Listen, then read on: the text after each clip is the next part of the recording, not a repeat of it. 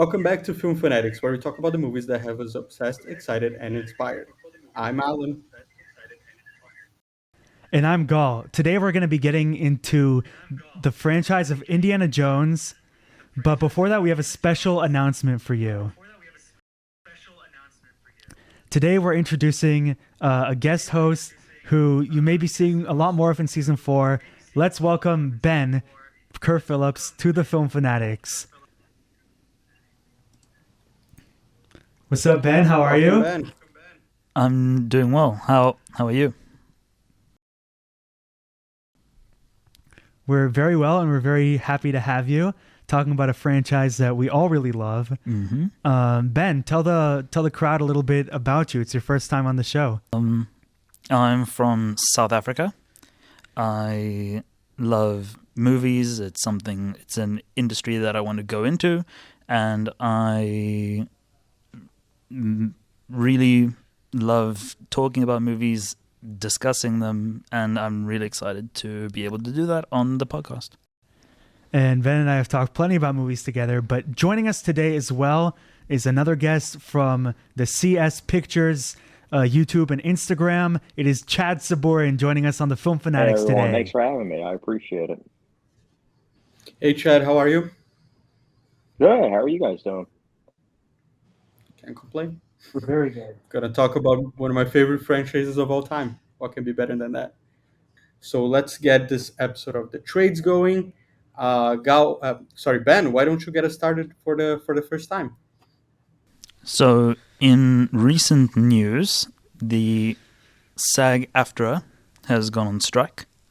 So all of the actors are no longer working. This, in conjunction with the Writers Guild strike, has basically put the whole film industry on standstill. Both strikes are about AI, with this strike affecting the actors.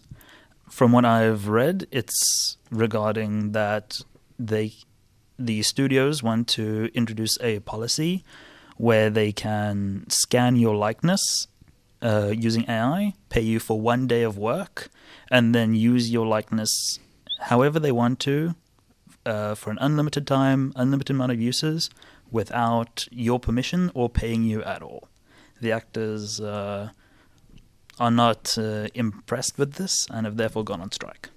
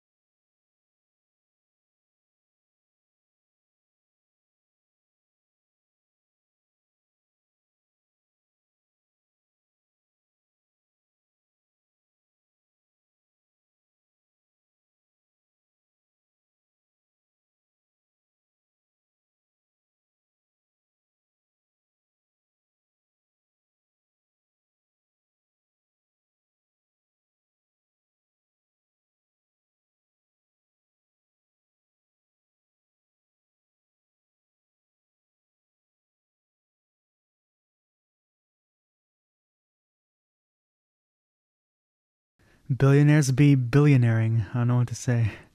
To be honest with you, I think it's a tough situation because obviously I stand behind the writers and the actors, and I do believe that they should get paid a lot more, especially when when you hear about a lot of the actors say, hey, in terms of residuals, like this is how little I've gotten, like as little as like 50 or $100, and especially just kind of showcasing how limited streaming is in terms of profits as well. So it's sad because if you think about it, I'm a physical media collector, It still am, and I think it's an industry that I wish would go more towards that because when it was physical media based, it was one of those things where even if the movie didn't make back its money in the box office, you had the back ends of physical media that you were able to rely on and make money with in terms of actors. So I'm hoping that we get to that point again, but as it stands right now, it is kind of daunting just seeing with AI and everything how that's something that clearly billionaires want to try to lean towards to save money and everything, but it's just going to turn an industry that's supposed to bring love and joy to millions of people. Instead, it's going to be just feeling like soulless. So for me, it's a shame. So I do hope that there's a middle ground that's able to be reached and that actors are able to get paid more and yeah. I also just don't want, like, I don't think a lot of people want to watch something if they knew it was written by AI. Or there's that analogy, like Matt Damon and Ben Affleck started out as background actors and they got work. If they scanned their likeness and only put a day of work in their whole careers, who had never gotten Good Will Hunting, Argo, etc., like, it's scary that this could put so many aspiring actors out of business with that whole model that Ben just described. Agreed. I think it also just doesn't help to the whole template of right now what blockbusters look like because it's more of IP based as opposed to actors. So I think that also doesn't help any like that combined with AI. Like it's something that does put an industry that was at the top now kind of somewhere in like a standstill, if you will. So I don't know. Next year it's going to be interesting because because of everything that's going on next year. Just I don't know what's going to happen in terms of the industry. Yeah, and it's worth highlighting as well that like this is the first time that the WGA and SAG-AFTRA have gone on strike together since the 1960s. Uh, Mhm. Ironically enough, was also because of like new technology and at that time like television technology and residuals and all that. So like it's very rare that that many people get pissed off about something. So the fact that they are should tell you something. And those horrible comments about with those executives about letting people waiting it out until people lose their houses, lose their apartments, and all that. Mhm. And this stupid shit that Bob Iger said as well. So yeah, which is weird because we all kind of just assumed that Bob Iger was like A one of the saint. good ones in that This is pantheon like Disney and everything. of Mm. CEOs, and he just proved ourselves very very wrong. Like we were all blaming David Zaslav about this shit, and like I don't know why Bob Iger said anything, even if he feels that, because he just threw himself under the bus for like no reason. I also think just another thing worth pointing out is that this is also the case with visual effects workers too, where it's like, getting all these Yeah, hours that they're working everything and then it's underpaid. So it's like it's another cog in the machine where it's like really with how much emphasis there is on CGI with blockbusters of today, it's like you would think that they would get fair pay too. So it's just yeah. I don't They know. don't even have a It's union right now. Yeah, this only Mm. scratches the surface of labor in the film industry. Like, this won't like perfect everything, even if we do get our way and the SAG and the WGA get something fair. It only scratches the surface. yeah. Mm. Yeah, but I do hope it ends soon because I have to see Wolverine in that yellow suit as soon as humanly possible. I know that shouldn't be a priority right now, but it's just what I need. That's a great way to wrap up this segment right here. Yeah. Okay, so let's move on to probably the final casting news that we will get, like probably a while because of the strike. Um, um, yeah, because of the strike right now, you cannot cast people. You cannot basically do anything regarding new movies. Nobody's coming to Comic Con and all that. Let's talk a little bit about the last casting news that we'll have for a while. So David Corenswet and Rachel Brosnahan has been. They both have been cast as the new Superman and Lois in James Gunn's Superman Legacy. Isabela Merced, she's playing Hawkgirl in the DCU. Eddie Gattigi will be playing Mr. Terrific. If you don't know, that's a guy from the comics that wears a jacket that says "Fair Play," and he's pretty cool. He sounds a lot better than what I just described. Um, and Nathan Fillion would actually play the first Green Lantern in the DCU. He's actually playing Guy Gardner, which is a more obscure version of Green Lantern, I guess. Also, Barry Keoghan is Barry Keoghan his name? No. No, Anthony Carrigan. He was in Barry, the show. Yes, Not Barry that's why. Keoghan. He's a good actor. That's exactly why I fucked up. He was also cast as Metamorpho, not Lex Luthor. So Lex Luthor is gonna have to wait after the strike. But for now, what do you guys think about all these casting news? I'd say first of all, I was so excited because um, I come from having watched and loved The Marvelous Mrs. Maisel for a long time, and Rachel Brosnahan. I just remember her delivering this phenomenal performance. So I'm happy that just all the mainstream will know her. And then Nathan Fillion, of course, always works with James Gunn. You can't have a James Gunn movie without a cameo there. Isabela Merced, I mean, she's already had a big career, so glad to see her keep going. And then Anthony Carrigan, I'm actually watching Barry now, and NoHo Hank is one of my favorite characters. So that's all I'll say. One of the things I'm a little bit disappointed with is Superman. I enjoyed Cavill as Superman, and it's going to be very sad to miss him now. I thought he was We all will, yeah. brutally underused in the Justice League movies, and especially if we lose him, and I'm hoping it's good. James Gunn hasn't disappointed me yet, so we'll see how it goes. In terms of the casting, incredible. Rachel Brosnahan is an incredible actress. I loved her in House of Cards, loved her in Marvelous Mrs. Maisel. I've only She's great in seen, House of Cards. yes, I really liked her performance in that. And as you mentioned, I'm glad that she's going to be reaching the mainstream in terms of being Superman Legacy. The lead actor, I'm not too familiar with him. I know he was in Pearl, and he was good in that. He was in Hollywood also, the Ryan Murphy show. He was fantastic in Hollywood. I'm not too familiar with his work, but I trust that it's going to be good. I mean, he looks like he's going to be playing the part really well. And honestly, my only concern, I know this is going to be blasphemous, but my only concern is James Gunn. I'm really not a big fan of him. A lot of his work, I'm like, it's okay. So that's the only thing where I'm like Zack Snyder, for all his flaws, I still found his work to be ambitious, even though again it was very flawed. Versus James Gunn, whenever I watch his stuff, I'm like, it's all right. So I'm going into this series very, very skeptical. So I'm hoping it's good. You have a fellow Snyder fan here in me. Not really? so much in Gal, but um, so yeah, my favorite DCU movie was definitely his Justice League. Um, so I did love his vision, and I was kind of upset with how that all went down.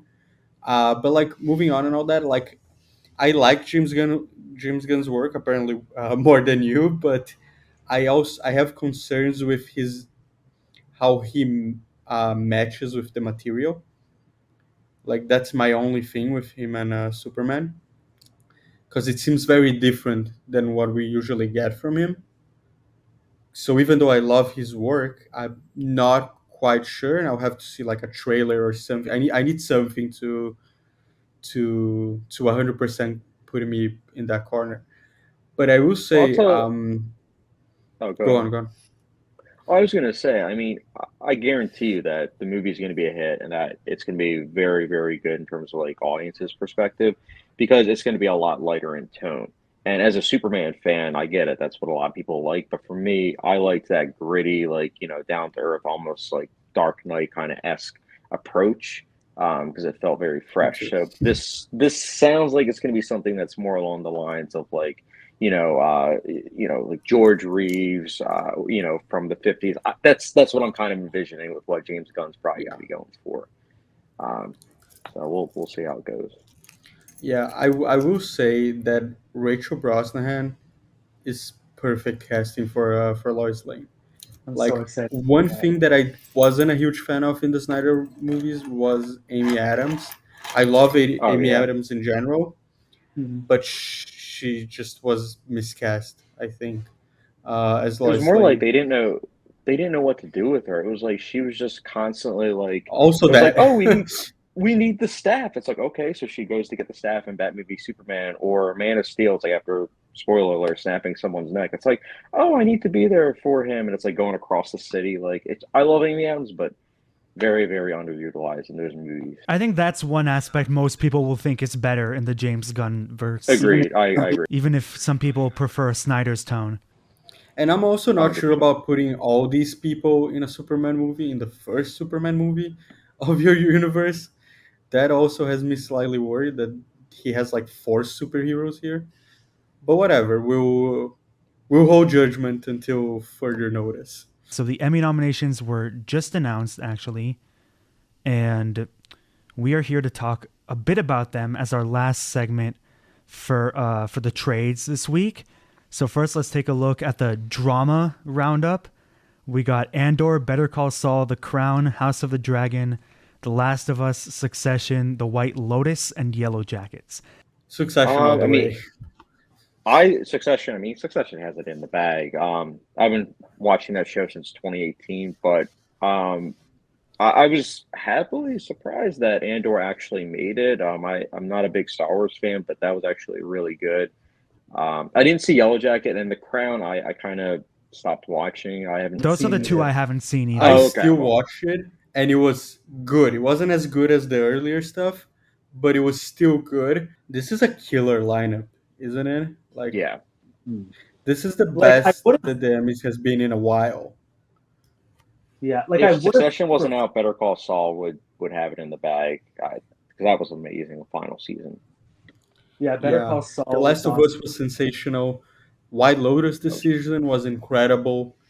I love Um, the second season of White House Lotus. of the Dragon was my favorite show last year. So, like, yeah, oh Really? killer wow. line. Wait, Ben, did you get to House of the Dragon yet? I haven't finished it yet, Are you but planning on it? from what yes, I am. But from what I've seen, it's very good. This year, that's stacked. Like I loved Andor. I loved The Last of Us. I loved Better Call Saul. Succession will probably take it, but I'm really hoping that a wild card wins because that's a little bit interesting. But it's a stacked lineup. House of the Dragon is actually the only show that's continuing to film right now because all the actors are British, so Oh they're my still god. filming. So so yeah, so that's the only thing we're actually gonna get like next year. Let's look a bit at best comedy. I've also seen a good amount of these. We got Abbott Elementary, Barry the Bear, Jury Duty, Marvelous Mrs. Maisel, Only Murders in the Building, Ted Lasso, and Wednesday. Let me just start by saying I'm rooting for the Bear to win this year. I think it had a great first season. Alan, you started it? I've watched the whole first season. I haven't started the second. Yeah, me too. I'm right there with you. I I watched it in two started. days, which Well, never it happens to me anymore. Friday is when I started watching The Bear, and I was like, oh, I'll watch an episode or two, and I watched the whole first season in like 2 days, and then season two, I'm halfway into it, and season one, it was good. The last three episodes of that season, they were phenomenal. I was like, yeah, it's going to take best comedy, Amazing. I think. I also think just the actors are going to sweep. I think it's going to be like best actor, best supporting actor, best supporting actress. I think that's going to be a sweep this year. I haven't seen the final season of Barry yet, but I'm getting into it.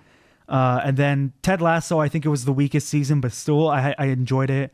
Only Murders in the Building, also fantastic. And then Marvelous Mrs. Maisel, I loved the final season. Chad, did you see all of it? So yes, I actually saw all of Barry and I saw all of Marvelous Mrs. Maisel, and I thought that Marvelous Mrs. Maisel, it was a bit uneven, but I think that overall it really did a great job in terms of the finale. It left me with a good feeling. That's why I said I loved it. Yeah, no, the finale was phenomenal. I thought with what they did was just really good. Barry, I would say, oh, it's the final season, so it has a chance to win, but I don't think it's going to because the second half it makes some creative decisions that I just don't think are going to land for everyone. I don't like Wednesday being on here, especially over Poker Face and Shrinking. Also, it Shrinking just got should have been such here. worse Sorry. reviews. Shrinking was really good. Jason Segel got nominated. Thankfully, Jessica Williams got nominated, which I'm really happy about. Harrison Ford got snubbed. Rob. I haven't seen Wednesday though. Like it was just one of those things where it was just so popular. Wednesday And I was was like, so I'll weak. watch it eventually. Yeah. I still haven't watched it either. It was so weak. But Shrinking was amazing. Watch Shrinking. It happened what happened with me with The Bear, that I watched in like 3 days. Shrinking is just like a warm hug of a show. It's so much fun. Yeah. That's on Apple TV or Hulu. Apple. Apple TV Plus, yeah. Apple. Oh, okay. I also thought that Wednesday was really, really out of place in that lineup. I wouldn't really put it there. Well, talking about like actors, I was quite surprised that none of the actors for Andor picked up anything. That was a little bit of a surprise to me. I thought there would be some. Stellan Skarsgård nomination. lost the nomination to his Succession. son for Succession. Yeah. Yeah, Succession. That's why I think Succession is going to win Best Drama, because when you see how many nominations it got for all this acting, it's like, yeah, there's a lot of support with SAG. And then I think we could see Kieran Culkin, Sarah Snook, Matthew McFadden all winning. Yeah. So like, yeah, speaking of, actually, it's the first show in history to get 3 nominations for a lead actor. No show has ever done that before. I think it's Brian Cox, Right. Jeremy Strong, and Kieran Culkin. So, in my opinion, I think Kieran Culkin should win and will win, because he never won before. Jeremy Strong won twice? Question mark. He won once. And Yeah. once. And spoilers for Succession: Logan is not in the season for that long. So I would bet on him, and I think Sarah Snook's gonna win it as well. Oh, hands down.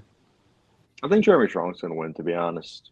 I just think that, I don't know. Don't get me wrong. I love the other 2 performances, but when I think of like the main actor, I always just think of him and just his raw emotional performance. That's not to say Aaron Culkin didn't have that also, but I agree with you personally 100%.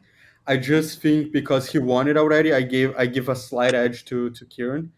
I don't know. Just when I hear a lot of people talk about that show, I always hear them talk about Jeremy Strong. Like Oh, first he's and foremost, fantastic. yeah, he's so good. And yeah, Sarah Snook, I also hope wins, because she's just, ever since I saw Predestination, which came out like a decade ago, I was like, she's gonna be a star. And so Yeah, someone told me that yesterday. I have to watch Predestination. it's good. Too, I It's haven't really watched good. it. And Jeremy Allen White is winning Best Comedy Actor, right? We're all in agreement with that. Oh, yeah, hands down. And Io Adebiri, I hope, wins. She's lovely. She's good. She's really good.